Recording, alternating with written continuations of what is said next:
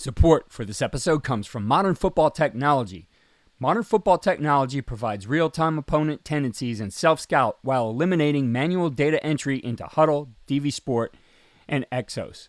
If you're tired of tools that are time-consuming to learn and perform inconsistently at best, then we recommend Modern Football for a fresh perspective.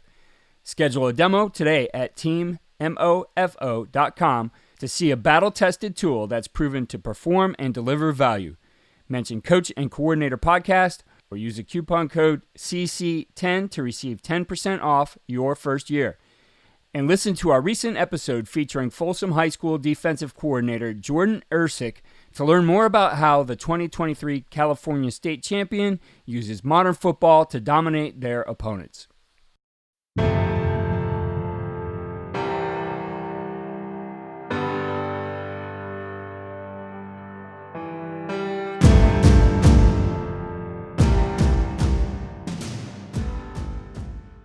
We built the systems on offense and defense to do a little more conceptual, all-purpose stuff and be in sound things more often than perfect things, and did that intentionally. And as a result, we might only be at the office, maybe 6 hours less a day than somebody else.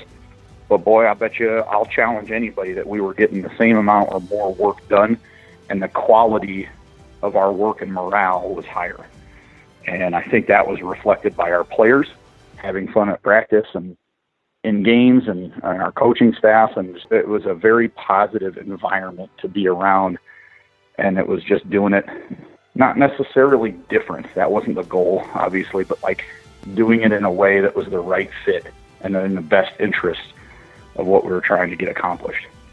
Today's episode from our archives is with Matt Drinkall, currently the co-offensive coordinator and offensive line coach at Army. He was the former head coach at Kansas Wesleyan University. Coach Drinkall was hired as the head coach at Kansas Wesleyan in 2014 to rebuild all aspects of the program. When he was hired, he was the second youngest head coach in college football at the time. In just his second season, the Coyotes went 10-1. Over the last 4 seasons of his tenure, Kansas Wesleyan won 40 games, which was the best 4-year run in school history. Coach Drinkall left the program as the 2018 Coach of the Year while holding the 4th highest win total for the university.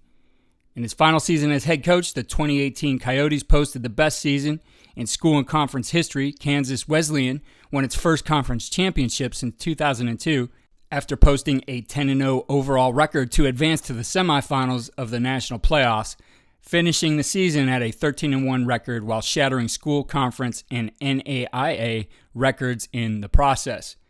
In this episode, he shares how he built the culture at Kansas Wesleyan, beginning with a focus on the experience for his staff. He took a unique less is more approach, paying attention to the time spent in the office and the efficiency in which all things in the program operated. From the way he set up their schemes to game planning to recruiting, Coach Drinkall and his staff were able to find the efficiency within their workflow and spend less time in the office while having a high performance level on the field. Coach Drinkall shares his thought process in developing this system. There are definitely takeaways and ideas to reflect on as we all continue to move forward in the ever-changing landscape of coaching our game. What you see on tape is a direct reflection of what you teach and how you teach. Video is important, but if you don't teach well, you're not going to like what you see on your video. First Down Playbook has been helping coaches teach better for 13 years. It allows you to present installs, playbooks, and practice cards in half the time with NFL quality. Coaching tools like video pairing, a player app, practice schedules, and wristband sheets have made First Down Playbook a program management system with everything in one place. If you're in a position of leadership with your football program, receive a free 1-week look at First Down Playbook. Call them at 512-814-6158 or visit them on their website or social media. Mention Coach and Coordinator Podcast or use the coupon code COACH24 to receive a $100 discount off the normal $700 First Down Playbook team membership price.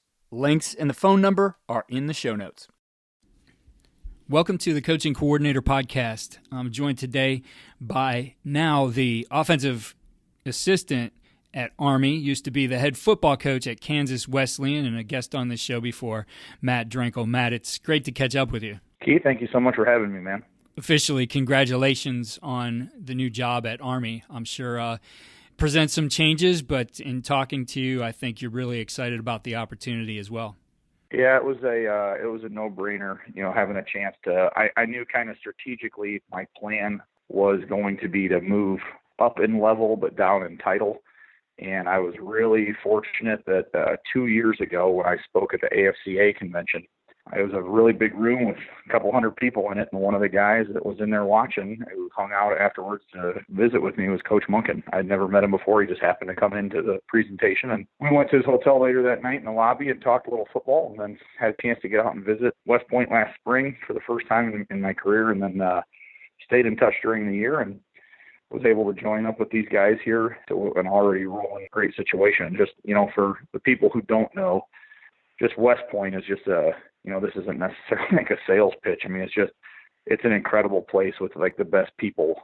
I mean, I've never seen anything like this before as far as like the discipline and the quality of the human beings just everywhere. And that there's a standard for everything that they do not lower. And it all starts with Coach Monk and the culture he's built here. And we were talking a little bit before we got going, but that guy's the real deal, man. I mean, it's just what you see is what you get, and he's got a plan for everything. And like I said, he clearly defines every facet of the entire program. So being in a place like this where you're just around really good people, whether that's academic people or generals or the coaches on staff, you're learning so much every day about everything. So that to me has been the most fun. Plus, I don't get any emails or text messages anymore from administration, so not being a head coach, I don't miss that very much at all.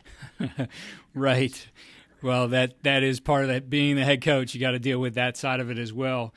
My main purpose of having you on really is to go back to some of the things you were doing at Kansas Wesleyan in terms of what you did in your work week and how your coaching staff worked together. And, I think I said it on Twitter back when I saw you guys at AFCA in San Antonio. And really, that was just a small glimpse of it. I followed you all year long.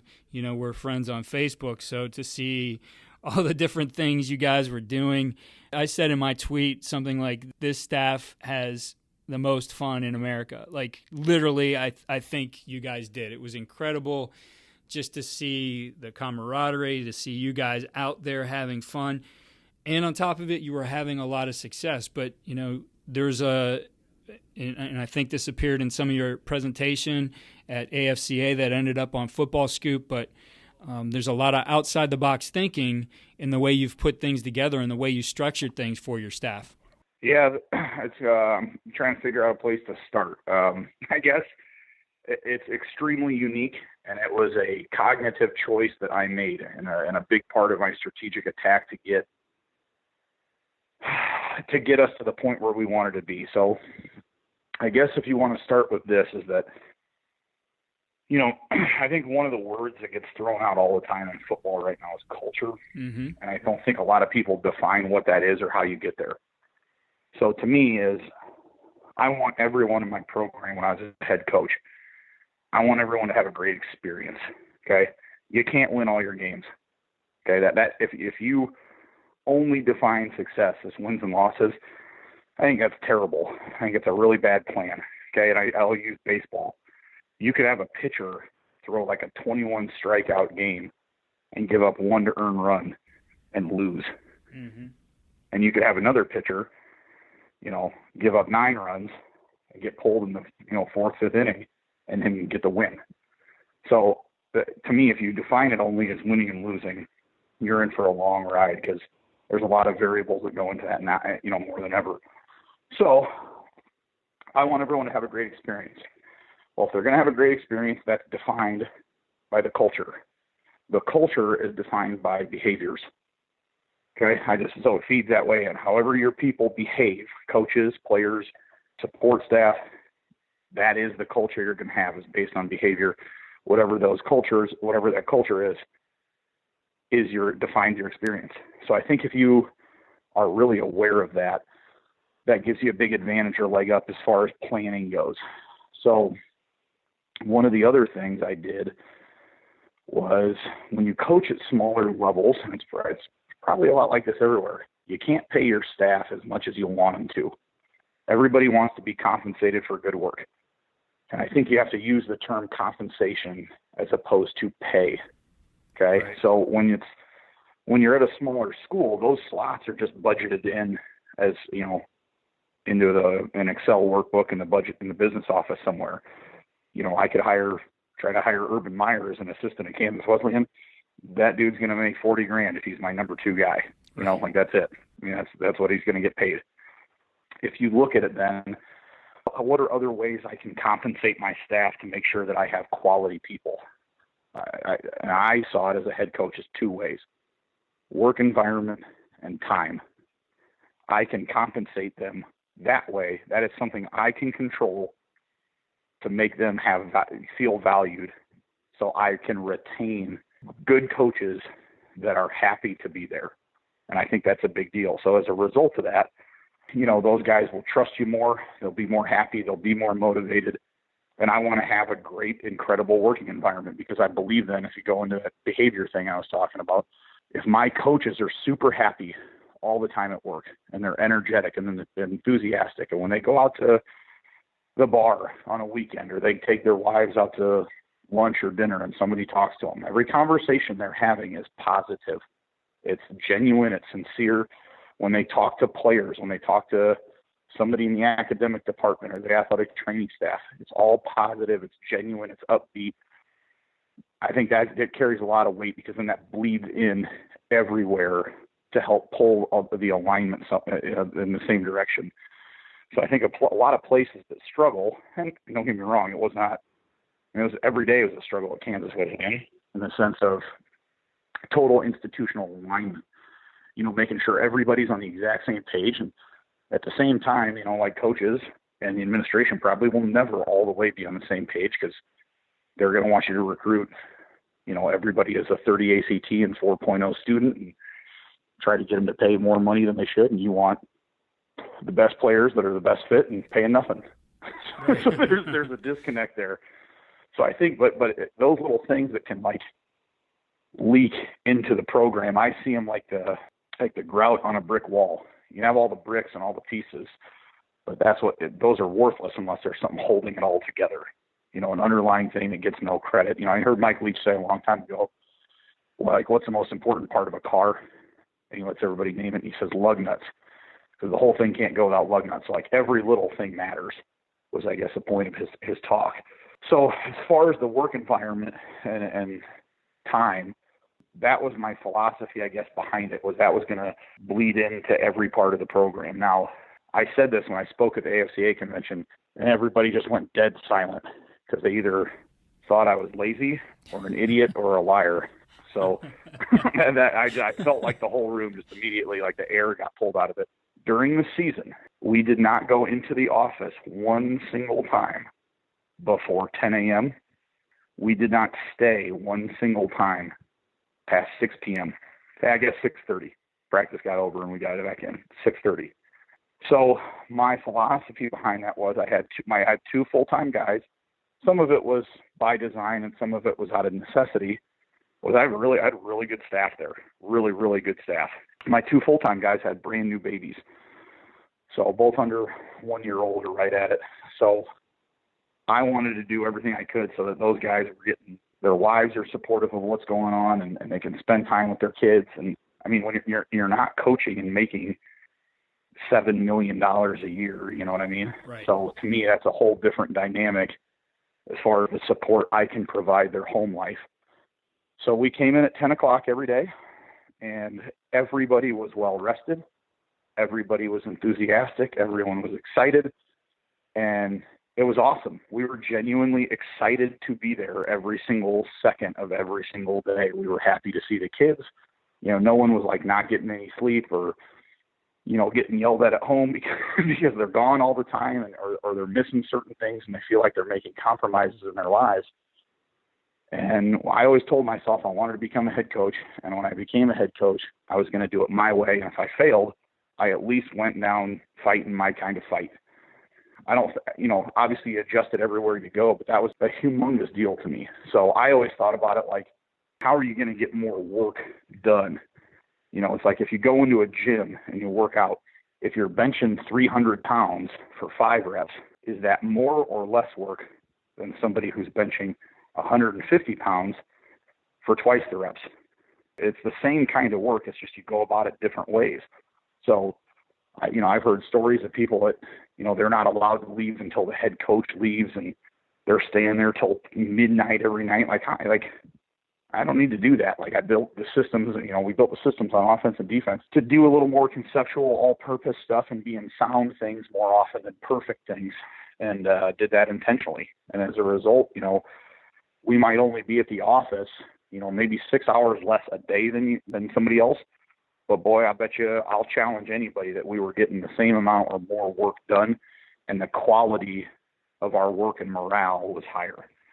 And I think that was reflected by our players having fun at practice and in games, and our coaching staff. And it was a very positive environment to be around. And it was just doing it, not necessarily different. That wasn't the goal, obviously, but doing it in a way that was the right fit and in the best interest of what we were trying to get accomplished. As coaches, we know that some of the biggest hurdles to our team's success can come from off the field. Your team needs support to tackle the endless list of expenses, uniforms, training equipment, travel, and more. But raising that money can feel like a full-time job. Thankfully, there's Vertical Raise. Vertical Raise is the premier online fundraising platform using innovative technology to create the easiest and most efficient system available. Raise more money in less time with a local fundraising coach who works with your team every step of the way to customize the ideal fundraiser. With options for online donations, digital discount cards, premium product sales, and even spirit shops, Vertical Raise has top-of-the-line solutions for every fundraising style. To find out more, visit verticalraise.com and we'll get you connected with an exclusive offer on your first fundraiser. And I think that's refreshing to hear that, probably for a lot of coaches. I know we mirror what we see happening at the higher levels. And I worked in small school, small college football before, and we were in that office and working like we were those guys making 6 and 7 figures, right? Time and work environment are very important. I always thought our work environment was decent, but our time was awful. And so, let's break it down. Let's talk about a day, right? And let's just say it's those 3 full-time employees and yourself. If there's 6 less hours a day you're working than everybody else, you're going to multiply that by 3. That's 18 hours. Where are you making up the difference? How are you doing that? I know part of it probably comes from being fresh and being able to make decisions because you're rested. There's times I think, you're in there at 3 a.m. and you're like, God, I don't know, what should we do? And, maybe you're not making the best decisions. So how do you, I guess, find that efficiency? And in terms of making sure the work is done, how are you making sure all the work is done? Are there things you discarded maybe that, in past jobs you were doing before? Yeah, there's just different ways, I guess, that we saw things. So the number one thing is we don't have wasted time. There's no we don't have a couple hour chunks where we're just sitting around doing nothing, waiting on, the staff sitting there because I'm in a meeting or doing something else and we can't get anything done. There is very, very, if any, downtime, I guess, which is really good because the day goes fast. But the biggest piece, so we'd come in at 10. So my staff was myself and 2 other full-times and 3 GAs. So we had a total of 6 people in the office all day, every day. So what I did as a head coach was they each had an on-the-field job that they oversaw, and that was their position group, what they were going to be coaching on that side of the ball. And then an off-the-field job and responsibility. So my defense coordinator was also the strength and conditioning coach. Our full-time other guy was on defense as well, and he was operations and administration stuff. The GAs handled, one was a recruiting coordinator, one was a video coordinator, one was academics and facilities. So we would start every day at 10 o'clock with a staff meeting, and I tried to get that thing over and done in less than 10 minutes. And it was basically each of those guys, we'd sit down and they would debrief the group on their area that they oversaw. So, hey, this is we got study hall tonight at 7 o'clock. I've got the attendance. Okay, lifting is today after, today during the day or whatever time. Hey, we got 3 recruits coming by campus for practice today. And get the whole thing in and out and try to be done in 10 minutes and get to work.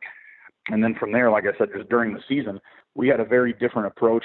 I talked about this a little bit once before, but we'd play on Saturday, and then we would do Sundays. We'd come in at 10 to noon. So we were in 10 to noon on Sunday, and in that time, we'd review maybe 15, 20 snaps from the game, preview the opponent, and lift. And I tried to get the kids out of there by 12 o'clock so they could go watch pro football the rest of the day. Coaches, we probably left on Sundays, I want to say maybe 5 o'clock, 4 or 5 o'clock, right in that area where we kind of get an idea on the opponent, make sure we're not banged up, any major injuries, things like that, just kind of a review and proceed. And then, so they had basically at noon o'clock on Sunday, the kids were completely off the rest of the day. Then they had Monday completely off. Can't do anything. That was their full-blown mandated day off. And then Tuesday, we'd go out, no meetings, go out on the field for about 35 minutes. 25 minutes of it was the kicking game review, just hey, here's the special teams depth for this week. You do all the odds and ends, onside kick, hands team, kick our turn after a safety, all the goofy stuff. And then we do 10 minutes of opponent preview. Okay, so the kids had Sunday, Monday, Tuesday to do 2 things. 1, recover, physically recover as much as they possibly can. Okay, I want all the guys that are going to be playing in the next Saturday's game to be at all of the practices that and get as many of the reps as they can. Right. So they get a full half week basically to recover. And then since they're not doing anything, there's no load on them physically, they can load up mentally and get a lot of film watched and cut-ups watched. We very rarely, and when I say very rarely, I can't speak for the defensive side, I never watch full games anymore. Mm-hmm. I'll watch only efficiency cut-ups. See, I can say all this stuff now because I'm not in charge of anything. This is how Army does it, so I can share some of the insight, so this is easy. But, we would just make cut-ups and efficiency cut-ups. And I would watch runs of 4 or more, passes of 8 or more, and goal line red zone. And that's how I'd game plan. So I'd watch the runs of 4 or more, and I'd watch them the one time through of all the gap runs together, all the zone runs together.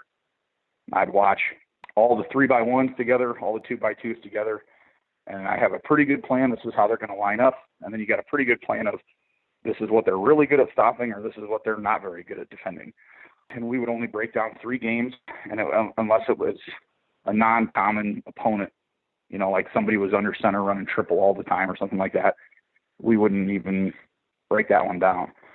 So we were able to get those cut-ups out to the kids, and they'd be able to watch that, and they have a pretty good idea that, hey, we're going to carry, week to week. This is the thing I think is the best. We don't add anything on offense or defense. We didn't add anything, ever. It was just about figuring out the best ways to get into the stuff that we run.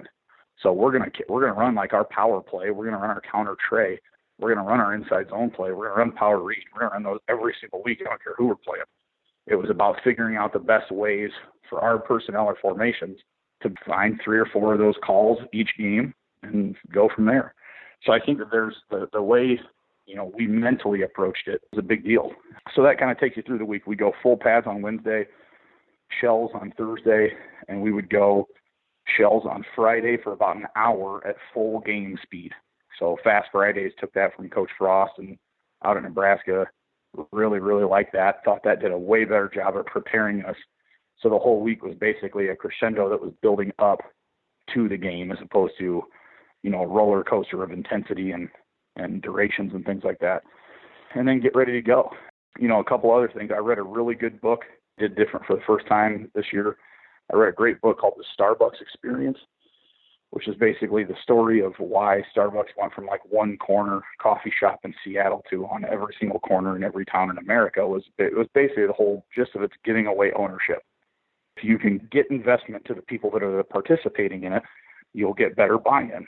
So I never did anything with the team as far as I would, after practice, I have about a 30-second couple things of announcements. That's it. Before practice, I assigned a certain kid each practice to do the, address the team and things like that. And we did that on game day. I'd go out for, before pregame started at 65 minutes on the clock. I'd peek my head in the locker room, tell everybody I loved them, wish them good luck, and to have fun. And that was it. Those guys would go through pregame, come back in. There was a kid assigned to address the team, and they would be out before the game started.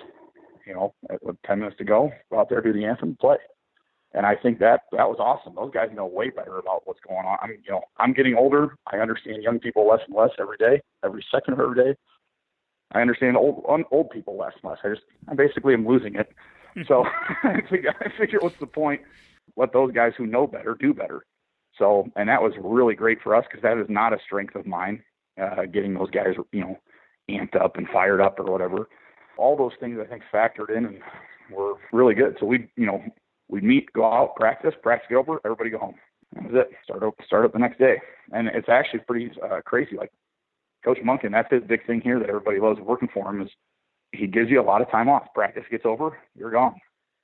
We start up at 8:30, you're gone. Get ready, get into work, and get going. So he does a great job of managing time aspects of the coaches here as well. So that was just, I think that's just so absolutely critically important. And I think the one analogy I will make that I think is really important, and I'll try to explain this the best I can, because I believe this when it comes to organizational structure or like running your scheme on whatever side of the ball you're doing. Think about a Madden game right now. Okay. Like if you go buy the new Madden game, it can do 9,000 things, right? It can do everything. You can create a stadium, create a player. You can do all kinds of controls. They got a passing vision window. There's like 2 joysticks on the controller. Or it can do 17,000 things. How many people can pick up Madden today and in 10 minutes be good at it and be having fun and having a great experience with it? Very few. I mean, I don't know anybody now. I mean, it takes a ton of work and a ton of reps. And does that make it a better game than when it came out on Sega and it had 3 buttons? Because everybody could pick up, like Madden became popular because it was simple and inclusive on the front end. It had 3 buttons. You could have never played the game before. You could pick it up. You could be good at it in 10 minutes, and you're having a great experience. So to me, it's like, just because there can always be more doesn't mean that's always better or what you're looking for. Now, at the same time, I realize, obviously, you can't be a caveman, and someone's going to listen to this and say, this guy's an idiot, he doesn't know what he's talking about. And that's probably true. But I think about that just because you can always do more doesn't mean it's better. I like my wife she goes nuts and goes crazy at me because I hate going to like fancy places to eat. Why is steak better? Because it has 19,000 garnishes or ways you can cook it. I mean, go to Outback, give me a medium, and like, let's go. I don't need any sauce. Can put ketchup on it. I don't care. Like, it's the same thing. You're not going to remember it in 5 minutes anyway. Who cares? I think simple is very, very good, and a lot of people lose sight of that. And I think if you can figure out a way with something, anything, in life and work, whatever, to make something that is complicated simple, you are on to something. That is a good deal. And I think I was just talking to the Temple coaches about this. I think the next big area that's going to happen is recruiting. Somebody's going to figure something out in recruiting that is going to change the complete and total dynamic of college football recruiting, and it's going to happen in the next, I think 3 to 5 years. Because right now, everyone, there's so many people that are doing it the same. You know what I mean? Like the rules, the days you can be on the road, how you're impacting social media with reach, and the big dynamic that's changing is a kid might be playing at Stanford one day, and I just saw today, right before we started this interview, the Pac-12 got rid of the 1-year residency rule. So unless I'm crazy, I think that means the kid could leave Stanford and go play at Oregon. Mm-hmm. Well, that's going to be a big deal. That's an important piece of the puzzle for, if the landscape is shifting, somebody to figure something out. So I think that the simplicity and easiness of it is it's always a good thing. Matt, you seem to at least have a thought process that leads you to these things. What are, I guess, those starting point questions you ask yourself to try to figure things out, whether that's what you're doing on offense, how you're going to run your program, or down the line, maybe it's recruiting. But what are some of those questions you start with in order to I get you going in a direction in this process to evaluate all the different things you do. I know it sounds kind of lame or whatever, but I try to, I have 2 dry erase boards in my office when I was a head coach, and I took 3 columns. I would write like ideas or notes to myself on, and the 3 columns were football, recruiting, administration, and I would always constantly be assessing those. Each place is unique. Every school, even in the same divisions, is unique. You're going to have internal strengths and internal weaknesses, and to be able to take advantage of those or avoid those things are really critical to everybody's success. That's why I think if you look at what Coach Monken has done here, it is like jaw-droppingly impressive. Like I about had a heart attack because there can be a kid here who we evaluate. We love him. He's a great football player. One of the best football players in the country. He's a 4.0 student. He's got a 32 on the ACT, and he wants to come here. Well, if he has a shellfish allergy, he can't go to school here. So there's limitations like that can just pop up, and you don't hear, like me, you think, oh, you hear that, and you want to complain about it. There is not, the culture here is not one piece of anybody using anything as an excuse to not perform and do your best and do well. And I think that, so fitting those areas to each piece is really, really critical. So I think from a football side, the number one thing you need to assess is, what do I need to do here to win? One of the best ways, I think, we evaluated personnel. So here's how I did recruiting when I was at Kansas Wesleyan. I, as the head coach, served 2 roles in recruiting. I would do a roster analysis and projection, and then I would, make a couple calls or whatever, and, contacts later on in the process to help seal a recruit. But what I did in the recruiting process was, okay, here's our roster. I always plan for about 7 to 9% of attrition, unknown variables, whatever. A kid doesn't make it in school. Kid's got to, fell in love with a girl over the summer. He's not coming back, whatever. I plan for that.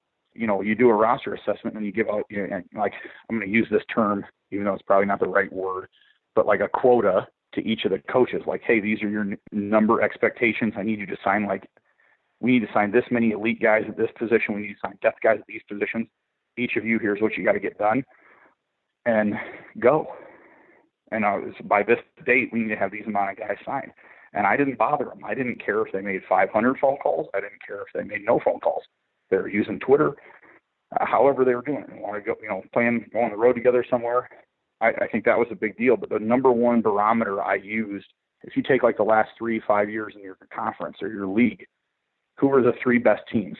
Okay, would they trade their guy for our guy? Yes or no?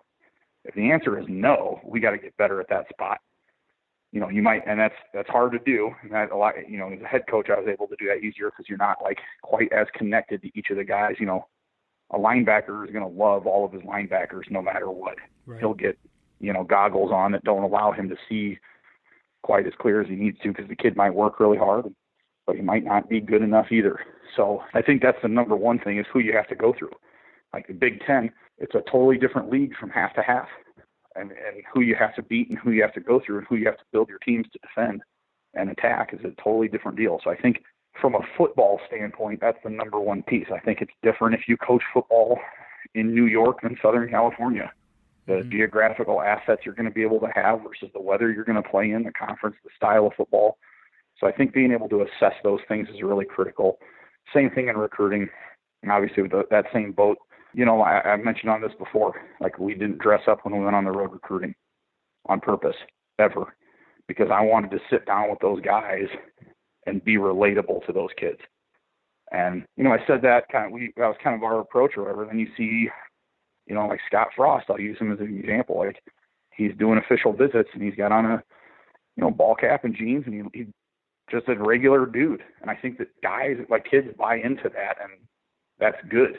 And that fits them. That's at right. Nebraska, and he's a Nebraska dude, and won a national title there. That's a great fit for them. And I think, it'd be crazy to not think that he's doing that strategically.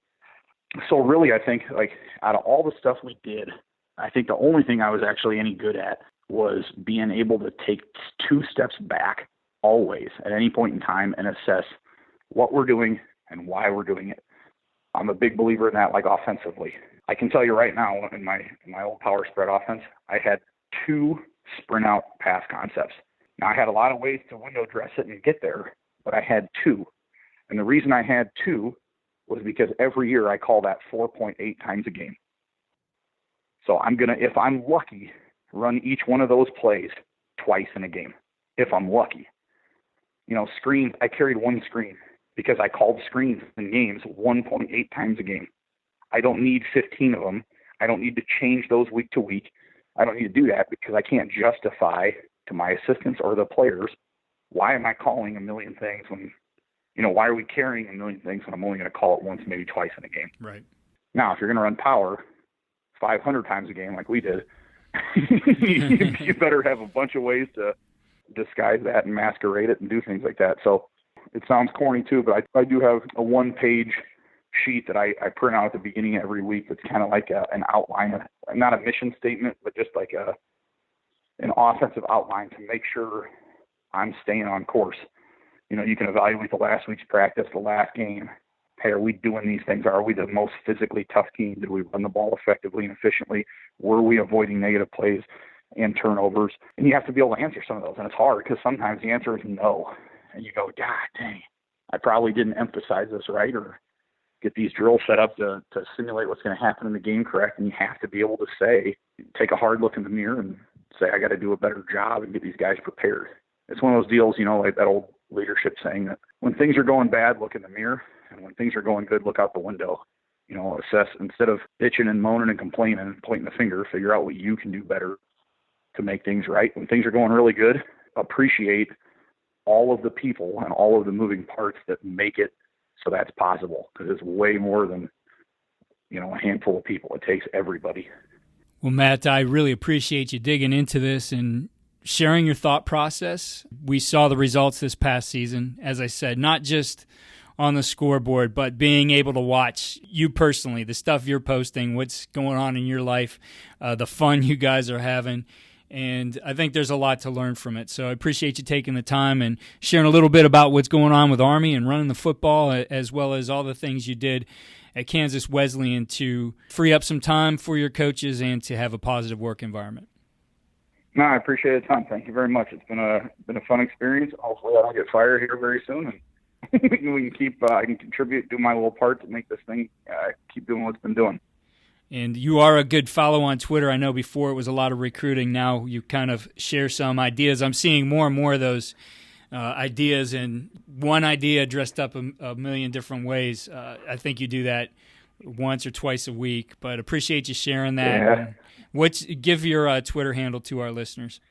It's just it's at Drinkall Coach, and my last name is just like drinking all back to back, Drinkall, and we try to. There's some things I can share and do now that I have nothing to do and are tied into Army that are, I think, good for the coaching world and good for ideas to share, and because there's not a single thing I did ever that I didn't steal from somebody else.